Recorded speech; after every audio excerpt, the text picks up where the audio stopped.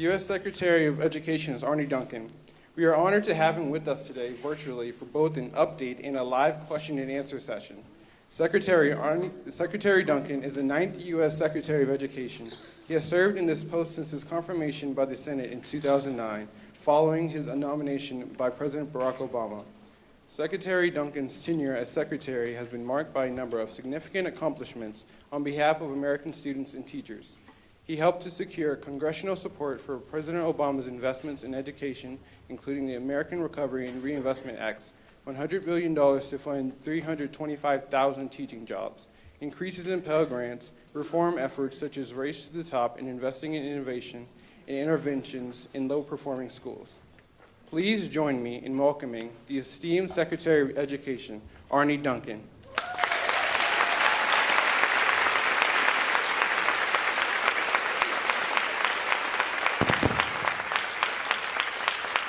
As we prepare for our time with Secretary Duncan, we would like you to come over here. If you have questions later after his address, you will stand behind the red line and then you will speak virtually into the camera directly with him. Welcome, Secretary Duncan.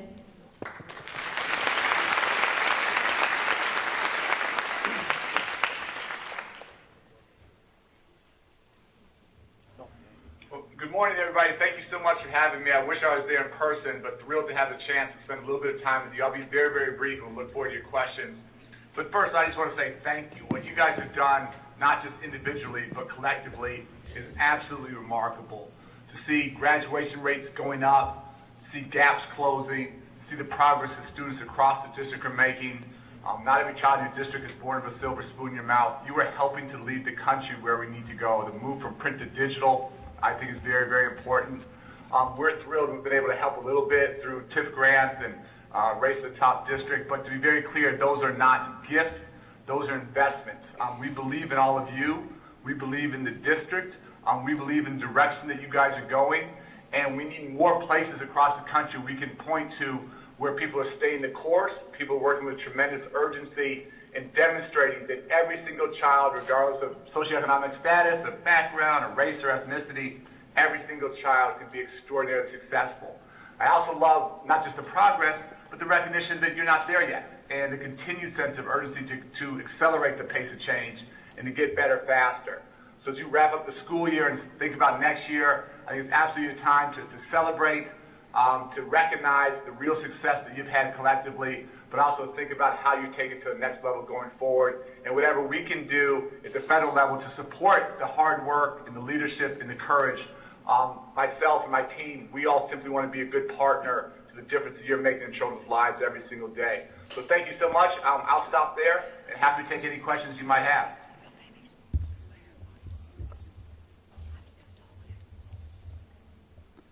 Hi, Secretary Duncan. Your department found a 36% error rate for value added. Your department's merit pay brief says Texas, Nashville, and Chicago programs all showed no effect on student achievement. We can add New York, Denver, and more than likely DC to that list. Why are you spending our money on a policy that is unfair to teachers and has an extensive record of failure? It's a really good question. I don't quite agree with your analysis there. I think you look at places like DC, which you mentioned, that is actually the fastest improving urban school district in the country. And they have a long, long way to go. They're coming from a place that is actually much lower than where you guys were, but are showing real improvement. So I think, again, when it is done fairly, when it is done together with teachers, whether it's in D.C., whether it's in Hillsborough County, Florida, I think recognizing and rewarding excellence is something we need to do in education. There is no perfect model. Folks are still working this thing through together. But when you look at a place like Tennessee that has been doing value add for about 20 years, Tennessee is the fastest improving state in the country. When you look at D.C. that you mentioned, D.C. is the fastest improving district in the country. By no means is that simply because of value add. They're doing lots of other things, but finding ways to recognize and reward talent, to incentivize that talent to work in the most underserved communities. And again, to be very, very fair, value add has to look at like students against like students. So special ed against special ed, gifted against gifted, apples against apples. And if it's not done that way, again, the devil's in the details, if it's not done that way, I agree with your premise that it is unfair. But when done with teachers, when looking at apples against apples, I think it's important to understand which teachers are doing a tremendous job of accelerating student learning and learning from them and helping them be successful, and where other teachers need more help and support. Good morning, Secretary Duncan. My name is Audrey Lane. I'm the Deputy for Human Capital Development. Along with Anita Huggins, we have the privilege of leading the TIF grant here in Charleston. And as you know, we also have the Race to the Top district grant focused on personalized learning. We would like to understand from your perspective what the Department of Ed is doing to really bring these two grants that sometimes seem very opposed together in a more innovative way. Well, I think keep challenging us to do that well. I keep saying, no student cares whether it's Title I money or Title II money or Race to the Top district money, whatever. We just need to holistically, and challenge ourselves here at the department to do that, holistically look at how are all these resources coming together to help take student achievement to the next level. So let me sort of quickly walk through them. What we try to do through the TIF grant is just, again, with locally developed plans, not our plans, but plans developed at the district level, support folks that are thinking about teacher excellence, thinking about how to better support the hard work that teachers are doing every single day, and give you some resources to do that. The Race to the Top district ideas, and again, I think you guys are doing a great job so far there, is where I think we need to go across the country, is simply moving from teaching 20 or 25 or 30 or 35 students in a classroom all the same way to how do we personalize, how do we individualize instruction for every single child. Again, be they gifted, be they average, whether they have special needs, doesn't matter. How are we maximizing what every single student can do and helping them both build upon their strengths and improve upon their weaknesses? Working to better integrate these grants, I think we have to do a better job, and I will own that one, to figure out how we do that so they don't seem like they're cross purposes. That doesn't help you get where you need to go.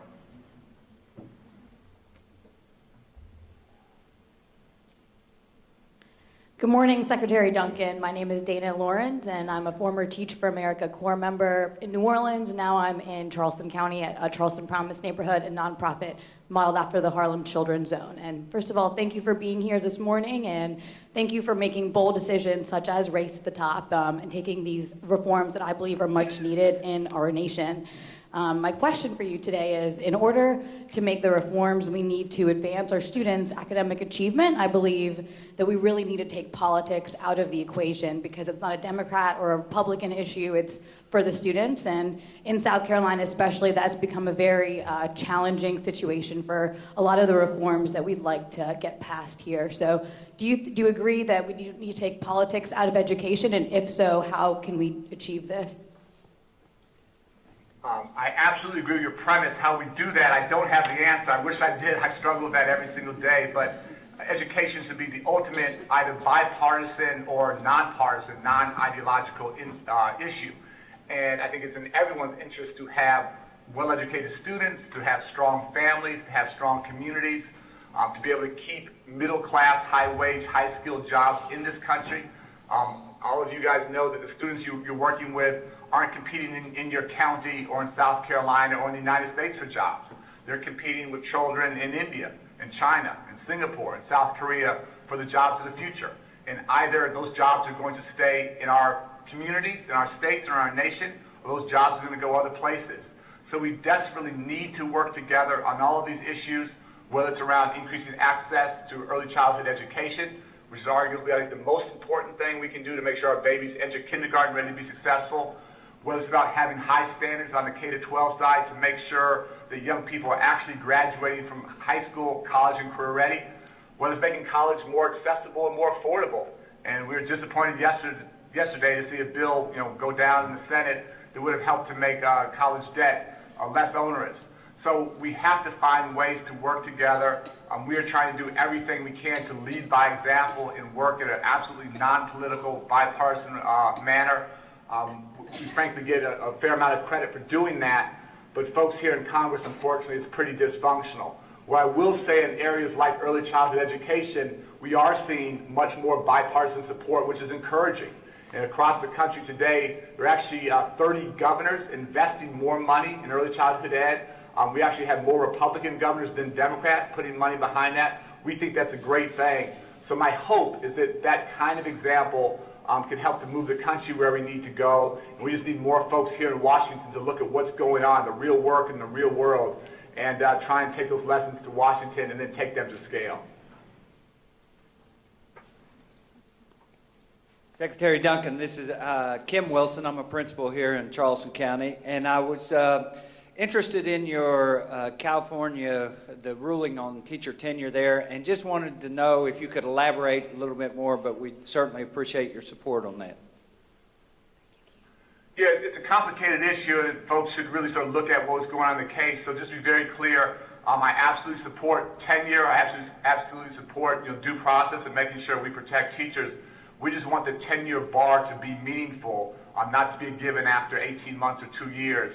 And the biggest challenge for me across the country, whether it's in LA or in California or in South Carolina or anyplace else, is far too often all the incentives work so that the children who need the most help don't get it, don't have the most experience, the hardest working, the most committed, the most successful teachers. And we need school districts around the country to do a better job of trying to figure out who those remarkable teachers and principals are who are making the most difference in students' lives every single day, and how we help move those teachers and support those teachers to work in the most underserved communities, be that inner city urban or rural or remote, or whether on a Native American reservation like I was in Montana this past weekend. And far too often in our nation, the children who need the most help get the least. And where you have, again, this is not a union issue, this is union and management, where you have leadership, union, and management that have put in place an incentive structure that doesn't allow that to happen and actually works against that. I think if we are truly trying to fight for kids, and if we truly believe the great principals and great teachers make a big, big difference, a huge difference in students' lives, we have to work together to figure out how we support that great talent to work with the kids and communities who need the most help.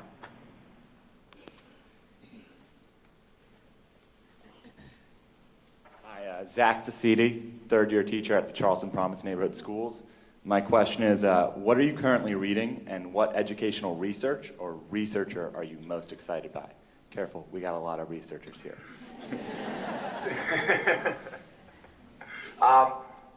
The thing I've been spending a lot of time recently thinking about are sort of the non-cognitive skills, the grit, the resilience, that kind of work. Obviously, Paul Tuff has done some fantastic work there. Angela Duckworth at the University of Pennsylvania, Carol Dweck. I just think all the stuff we're teaching, the academic side, is so critically important. How to read, how to do math, how to solve problems, how to think critically.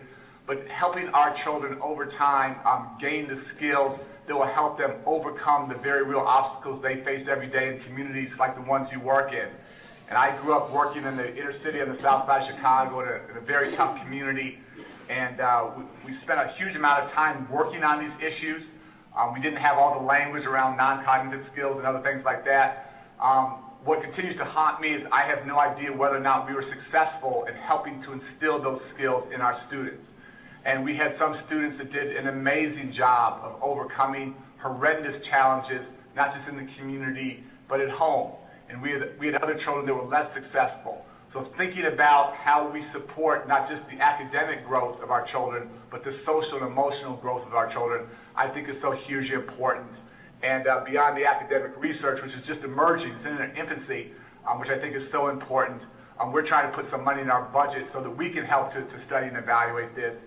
The final thing I'll say about this is Dr. James Heckman, who's done so much, I think, extraordinary work on the importance of the early childhood investment and the 7-to-1 return on investment we get there. If you read his work, it's very interesting to me that maybe about half of the benefit that he finds, he thinks come from the academic side, students doing better in class and having those academic skills. But at least half, if not more than half, of that long-term benefit comes from these social and emotional, these non-cognitive skills. And so that sort of emerging body of research is a set of work that I'm trying to read as much as I can, and again, just from a lifetime experience, intuitively makes tremendous sense to me.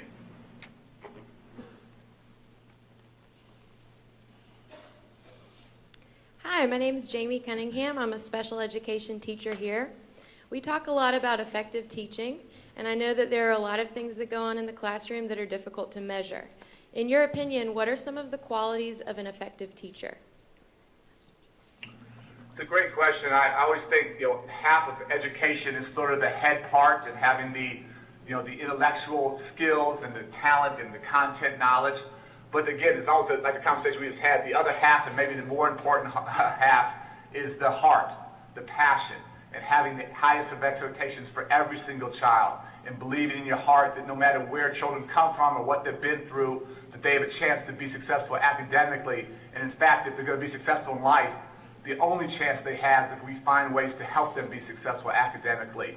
So great teachers are not only extraordinarily smart, they are lifelong workers, they are lifelong learners, they are very, very hard workers. They believe passionately that every single child can learn. They build those relationships both with children and with their families, with their parents, that let children know how much they care about them. And at the end of the day, they help to instill in children some of these things we just talked about, the social and emotional skills they need to be resilient, to have grit, to get through those tough times. Teaching, as you know, is extraordinarily hard and difficult and complex work, but I argue all the time it's the most important work going on in this country every single day. And I just want to thank all of our teachers and principals there who are making that difference and making that sacrifice to help our children be successful.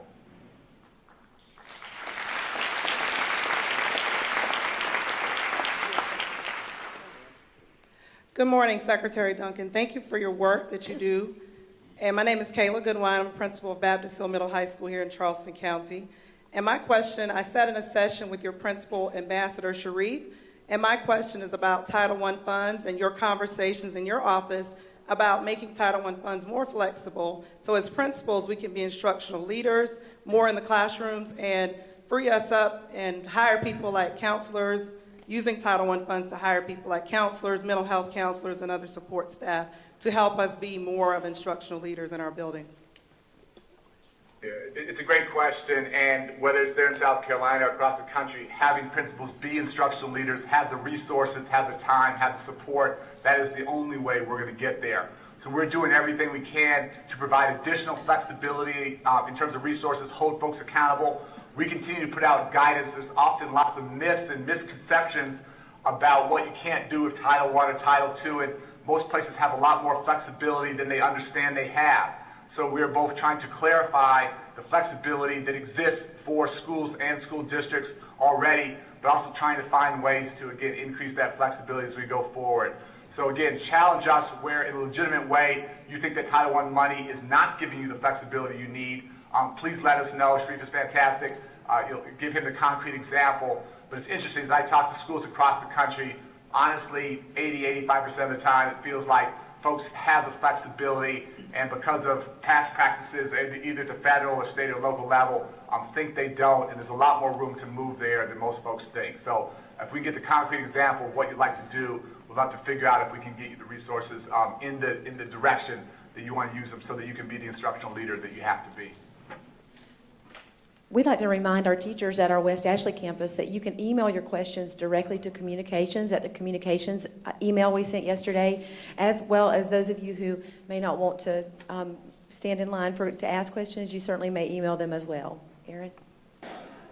Earlier in the symposium, we've heard from Dr. Tony Wagner talk about the need to reform, reimagine schools rather than reform them, and move away from this sort of industrialized complex of education into more innovative 21st century style. And we've seen examples of certain schools that are doing that really well, but how, as a district, can you make that type of sweeping change, which I think is important, that needs to happen not just at one school, but at lots of schools at one time? Yeah, well, it's a great, great question. That's, for me, the challenge in education, again, in your district and across the country, is how do we scale what works? How do we scale best practices? We talked earlier about this need to individualize and personalize instruction. I think that's a huge part of that, and obviously technology can help to enable that. But all the other skills we talked about, the social emotional skills, but we haven't talked about the creativity, the ability to problem solve, to think long term, to be able to work in diverse teams and solve problems and then move to the next one. How we group students, how we think about the school day, how we think about the use of time. All of those things need to be rethought and rethought at scale.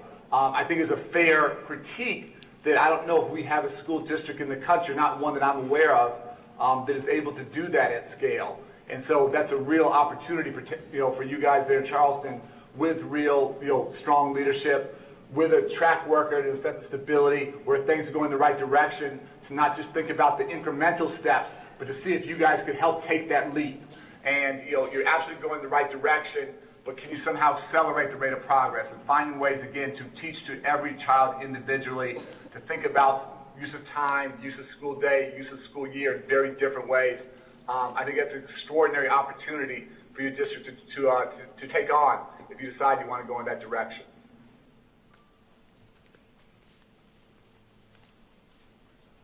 Good morning, Secretary Duncan. My name is Lucia Watson. I'm a first-year teacher in Charleston County in my 8th year of teaching.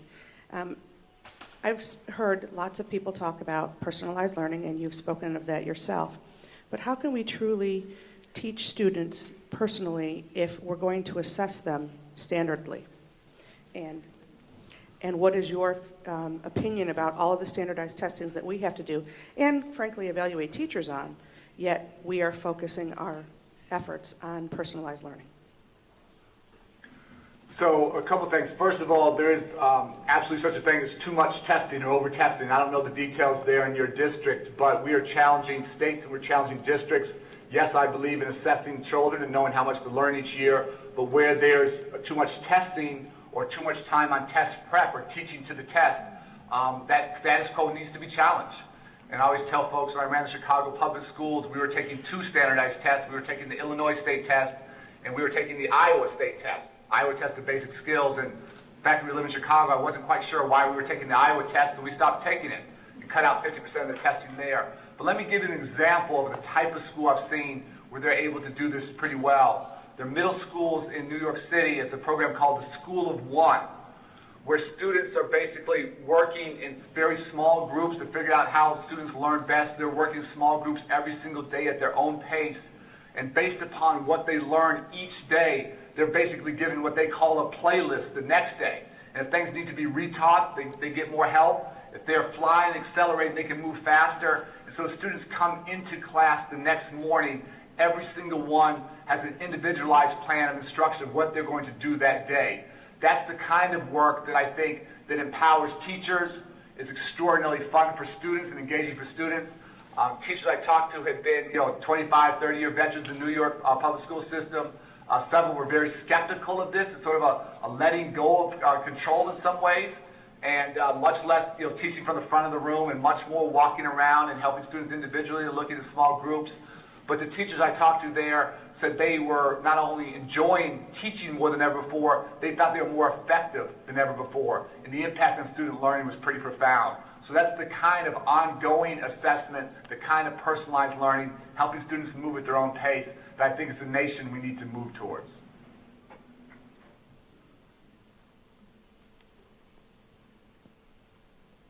Secretary Duncan, my name is Jorge Mendoza, and I'm the valedictorian at Stahl High School this year.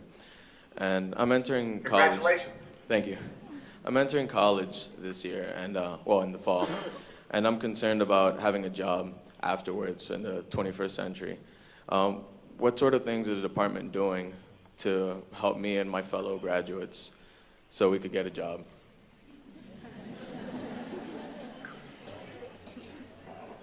Well, the first thing I would say is that you're on the right path, and if you want to get a good job, and sort of an obvious statement to this room, but you have to go to college, you have to graduate.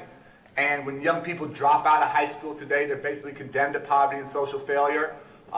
Some form of higher education, 4-year universities, 2-year community colleges, trade, technical, vocational training, that has to be the goal, the ambition for every single young person. It's incumbent upon all of us to prepare them to do that.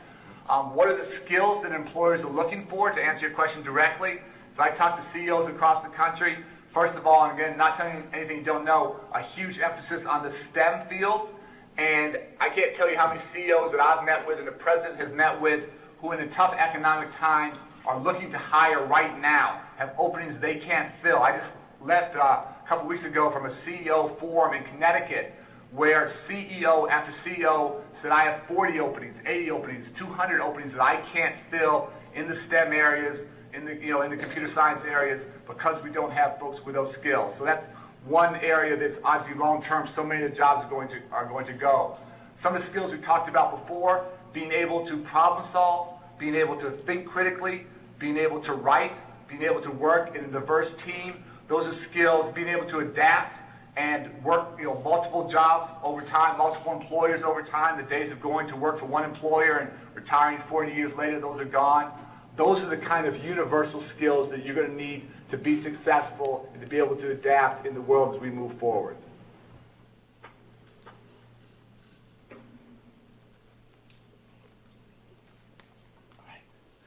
Good morning, Secretary Duncan. I am Heath Orvin. I am Teacher of the Year here at Charleston County School of the Arts, and been in this business for 26 years now.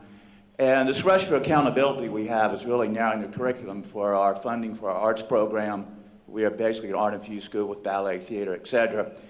And I'm worried because our governor, we have to fight our governor every year to get funding for our arts programs in our schools. And the benefits far outweigh anything you could imagine. What can the federal government help us locally here to keep the arts education funded? Well, it's a huge battle, and I'm sorry you have to fight. It's a huge battle. I'm sorry you have to fight, your governor or any political leader on this. And everywhere I go, we talk about the importance of what we call a well-rounded, world-class education, and dance and drama and art and music and other things, chess, debate, yearbook, academic decathlon. All those things help students develop a sense of self-esteem. They help them stay in school and be engaged. I always say if you want to do a little bit better in math, try some music, and we know all those correlations. So if any political leader is short-sighted and doesn't understand those things, shame on them, quite frankly. And whatever we can do to continue to educate about how much this means to children, how much it means to their normal, healthy development, again, their ability to think positively about coming to school. Not everyone is going to go on to be a professional ballet dancer or play in a symphony orchestra, but the chance to be engaged, to be excited about coming to school, to be part of that community, you can't put a price on that. And if we're serious about reducing dropout rates and increasing graduation rates, arts, sports, dance, drama, music, all those things I think are hugely important tools to doing that. So we will continue to challenge anyone, anywhere, who thinks this is something that's an extra. And all the things that traditionally we think of extracurricular, for me, they have to be the norm. And yes, it takes money. Yes, it takes investment. But for me, there's nothing extra about PE. There's nothing extra about social workers or librarians or counselors. There's nothing extra about band or dance or drama or art or music. And political leaders have to understand this is not an expense. It's an investment. And collectively, regardless of politics and ideology, we as voters, we as American people, need to make sure our political leaders understand that education is an investment, not an expense, and it's the best investment that we can make in our young people and ultimately in our country.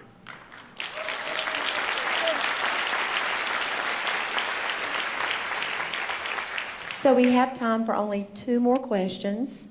And then I know, Secretary Duncan, we appreciate you offering some words on Dr. McGinley this morning for us as well. So Emily? Hey, Secretary Duncan. I'm Emily Elliott. I work with the Department of Educational Technology here in CCSD.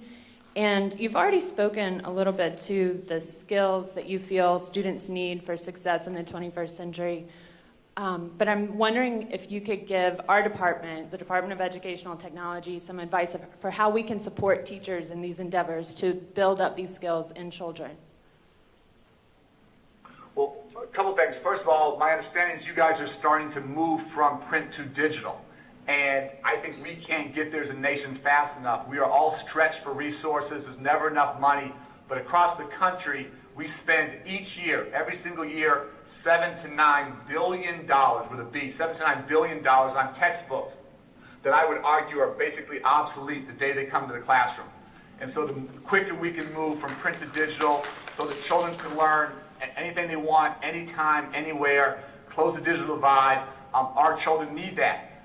To help get there, what I think your department has to do, which I'm sure you guys are doing, is help teachers, provide the PD to help them understand how best to challenge children both during the school day and after school. And many places you guys might well be doing this, the flipped classroom idea of sending the children home with videos, using the class time, less to instruct, but to tutor and to help on students who struggled with what they were sent home on.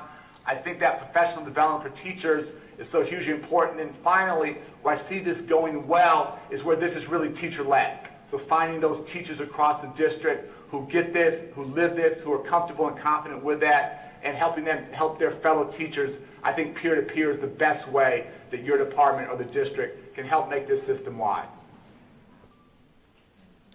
Hi, good morning. I'm Kathy Anderson. I'm the assistant principal at Drayton Hall. And I wanted to ask, South Carolina adopted Common Core and is now taking a step back. What do you see as the future of Common Core in the United States?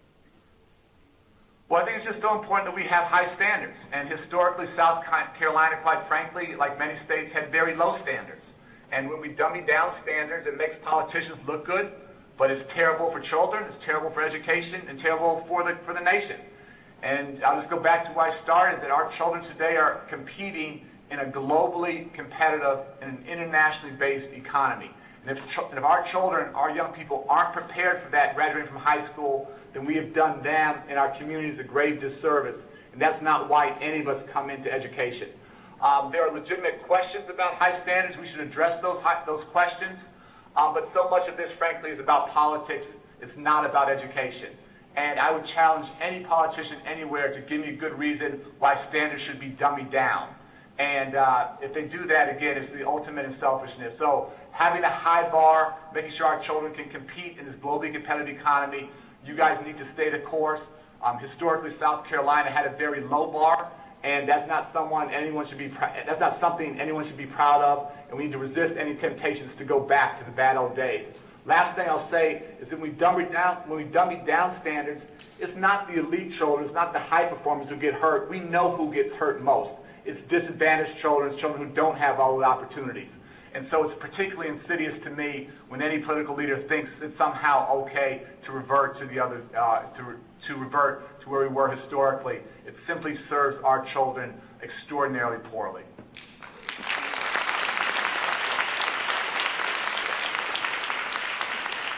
Secretary Duncan, we're combining our final two questions here. Good morning. My name is Natasha Wright. I'm a coordinator of partnerships and projects for Charleston County School District. A part of my job is recruiting candidates of color, particularly working with HBCUs and historically Hispanic universities. What can be done on the federal level to help promote students to go into education? We have only 8% African Americans nationally that are in the teaching profession, about 2% Hispanic. What can be done to help support these HBCUs and HHCUs so that we can get candidates of color into our schools? Good. And good morning. Thank you for listening to both of our questions. I'm Deborah Fickling. I'm principal of James Island Elementary. This upcoming school year, we're embarking on a STEM project. That is, we want to become a STEM school with the ultimate goal of becoming a STEAM school, incorporating the arts. And so while our district has done a great job of finding funding for us and assisting us in our efforts, what is it that you can do at the federal level to help elementary schools embark on a STEM or STEAM project? So I'll take the second one first, and I love STEM, I love STEAM even more, so appreciate, again, incorporating the arts in there, and these things are complementary, not contradictory or whatever, so you're thinking about it exactly the right way. I'll connect you with some of the folks who run our STEM programs. We do have some federal resources that you can look at and see whether there's a fit or whether there's an opportunity there. I would also strongly encourage you to bring in business leaders from those fields, from those industries into your school, into your classrooms. Have them do mentoring, have them do job shadowing, have students understand what the future looks like. And again, the disconnect that I see too often between what's going on in schools and what business leaders are looking for, we have to close that divide. Hopefully you can provide some real leadership there. We'll try and get you some potential resources to look at. Going back to the first question, the challenge that you raised around the lack of diversity of our nation's teachers is a huge one. And I want every child to have access to a great teacher. That's paramount, that's first and foremost. But I just want those great teachers to reflect the great diversity of our nation. And to give you some numbers that are even tougher than what you said, less than 1 in 50, less than 2% of our teachers are African American males, and less than 2%, less than 1 in 50 is a Hispanic man. And we think of so many of our young boys of color growing up without a father in the household. We think of far too many of our elementary schools that literally don't have a man of color in them, and then we wonder why our young boys of color struggle. And so this is a huge challenge that, quite frankly, many schools of education, I felt, haven't felt a sense of urgency, haven't shown passion or leadership or ingenuity here. So we're doing everything we can to elevate this. A couple quick things.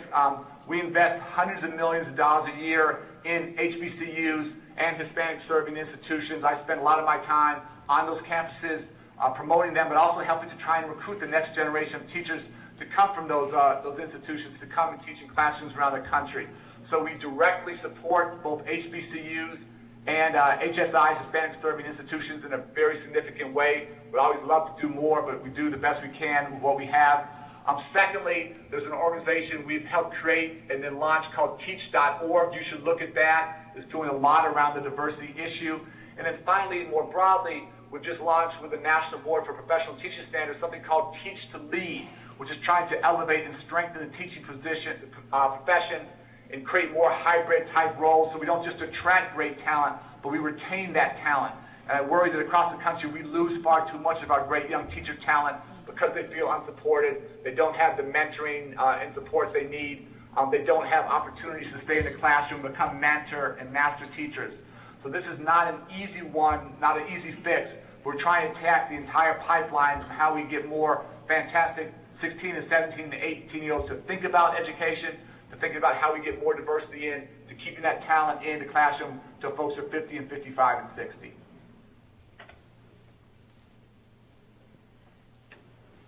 Thank you, Secretary Duncan. We're now going to ask our superintendent to take the stage for her keynote, and I understand that you have some experience with her formerly. Well, I'm thrilled to introduce Nancy. Dr. McGinley's just a good friend. I have so much respect for her, not just because she was a heck of a basketball player, but she and I worked together in a couple of different contexts, but got to know her when our team spent time together in Harvard each summer. And where she always stood out to me was her passion, her intelligence, her commitment, and her sense of urgency. And I love the fact that she's stayed the course there in Charleston. My understanding is she's the longest serving superintendent in the history of the district. That's amazing to me. I hope she can stay at least another 10 years. And having that stability, having someone of her passion, someone of her intellect, and someone who cares so deeply about changing students' lives, I hope that the community appreciates what an important difference it makes to have a leader of that caliber stay for long haul. We see far too often urban districts turnover every 2, 3, 4 years. So Nancy, congratulations on an amazing run. I hope you have another 10 or 20 years of success. Wish you all the best, and whatever we can do to be a good partner, we want to try and do it. Congratulations and good luck today.